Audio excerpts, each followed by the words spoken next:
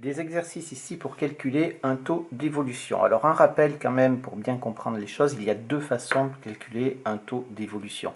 Il y a à partir de la valeur de départ et de la valeur d'arrivée, on calcule la variation absolue ici, on divise par la valeur de départ et on multiplie par 100, ça va nous donner le taux d'évolution. Si c'est positif, ça correspondra à une hausse, si c'est négatif, ça correspondra à une baisse. Ou alors la deuxième méthode, c'est d'utiliser le coefficient multiplicateur. On fait le coefficient multiplicateur, on enlève 1 et on multiplie par 100. Pareil, si on obtient un résultat positif, c'est une hausse, si on obtient un résultat négatif, c'est une baisse. Ici, bien sûr, il est à privilégier toujours le coefficient multiplicateur. Le coefficient multiplicateur est l'outil fondamental de l'économie, et donc si on peut l'utiliser, on l'utilise en priorité. Alors, l'exercice 3, on vous donne que des valeurs de départ et des valeurs d'arrivée. Ici, j'ai utilisé la formule, la première, avec la valeur de départ et la valeur d'arrivée, même si en réalité, je l'utilise quasiment jamais parce que je passe systématiquement par le coefficient multiplicateur.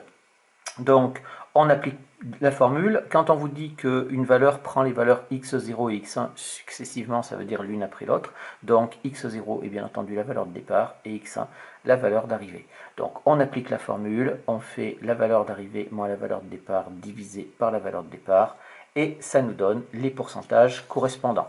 J'ai arrondi à deux chiffres après la virgule pour obtenir des pourcentages 33,33% ici. Donc 33,33%, bien entendu, il s'agit d'une hausse ici. Pour le petit b, on obtient 66,67, c'est une hausse également. Pour le petit c, j'obtiens moins 33, alors on s'en serait douté puisqu'on part de la valeur de départ qui est 21, la valeur d'arrivée qui est de 14, étant donné que ça baisse, bien entendu, ça c'est une baisse. Et pareil pour les autres, donc là, j'ai pas fait le calcul, mais on procède toujours de la même manière. Donc quand c'est négatif, c'est une baisse, quand c'est positif, c'est une hausse. Ensuite, là, ça m'intéresse un petit peu plus parce que c'est la méthode avec le coefficient multiplicateur. Donc dans l'exercice 4, on vous donne des coefficients multiplicateurs, il faut calculer le pourcentage correspondant. Donc ici, on a un coefficient multiplicateur de 1,002. Et si on veut faire le taux, ça nous fait donc le coefficient multiplicateur moins 1 et on multiplie par 100, ce qui obtient 0,2% de hausse. Alors l'opération est très facile, c'est pour ça que je l'ai faite par avance. Et bien entendu, c'est tellement facile qu'il faut impérativement que vous soyez capable de faire deux têtes, le taux d'évolution, si vous connaissez le coefficient multiplicateur. Alors si le coefficient multiplicateur est plus grand que 1, vous savez que c'est une hausse. C'est assez facile parce qu'on enlève 1, c'est très très simple. Pour les baisses, c'est un petit peu plus compliqué, on verra ça dans l'exercice 5. Donc ici, si je prends maintenant, je vais le faire mentalement, j'ai un coefficient multiplicateur de 1,12. 1,12, ça correspond à 112%. Et donc, ça nous fait 100% plus 12%. Donc, on a rajouté 12% de hausse par rapport au 1. Vous savez, hein, c'est 1 plus le taux. Et donc, ici, on voit bien qu'on a rajouté 12%. Donc, on a 12% de hausse. C'est extrêmement simple d'un point de vue du calcul mental. Pareil pour un coefficient multiplicateur de 1,55.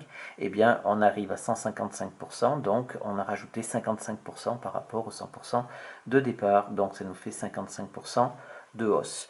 Pour 2,5, on pourrait procéder exactement de la même chose. 2,5, ça nous fait 250%. Donc 250%, ça veut dire qu'on a une hausse de 150%.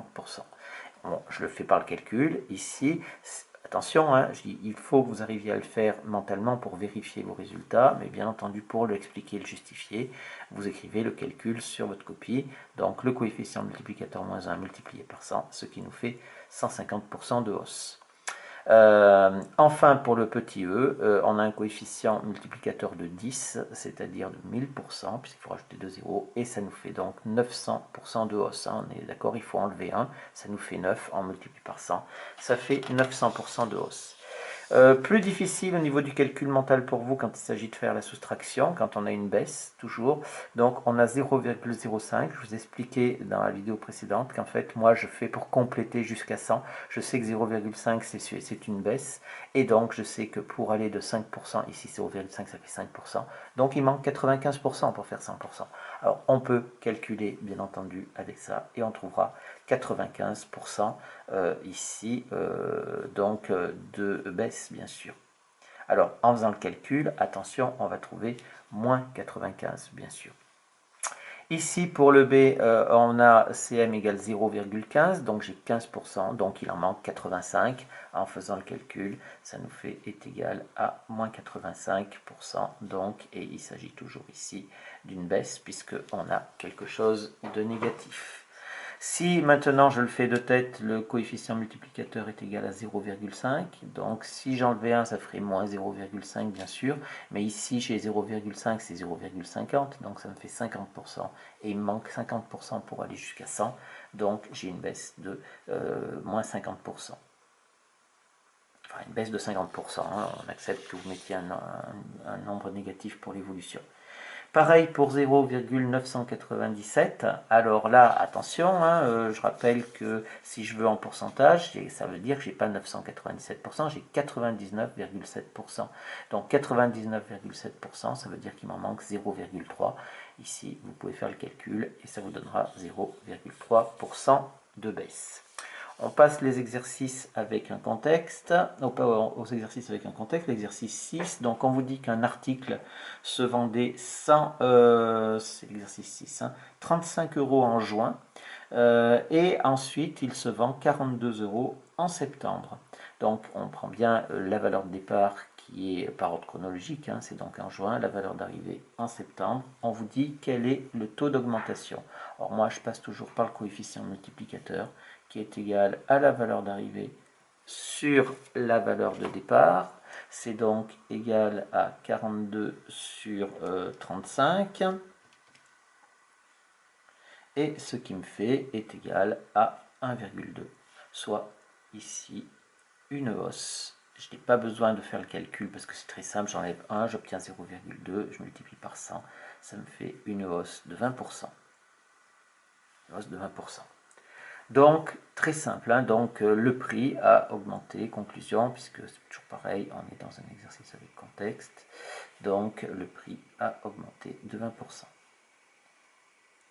Augmenté de 20%, toujours entre juin et septembre. Il faut toujours dire la date de départ et la date d'arrivée, puisque c'est des évolutions. Pour l'exercice 9, on parle des vœux par SMS, les vœux qui ont été envoyés au 31 décembre. Alors faites attention, hein, on ne vous le donne pas dans l'ordre dans l'énoncé, donc faites bien attention, restez bien concentrés pour ne pas inverser la valeur de départ et la valeur d'arrivée, auquel cas votre exercice serait complètement faux. On commence par vous donner 400 millions en 2010 et 282 millions de SMS échangés en 2009. Donc c'est pareil ici, on a le coefficient multiplicateur qui est égal à la valeur d'arrivée sur la valeur de départ, ce qui nous fait donc 400 divisé par 282. Et ça nous fait donc ici 1,41 approximativement. Donc je vais dire soit ici le coefficient multiplicateur est plus grand que 1. Ça fait soit une hausse de 41,41%. Voilà pour ces hausses. Je répète encore une fois, privilégiez toujours le coefficient multiplicateur parce que c'est l'outil fondamental de l'économie.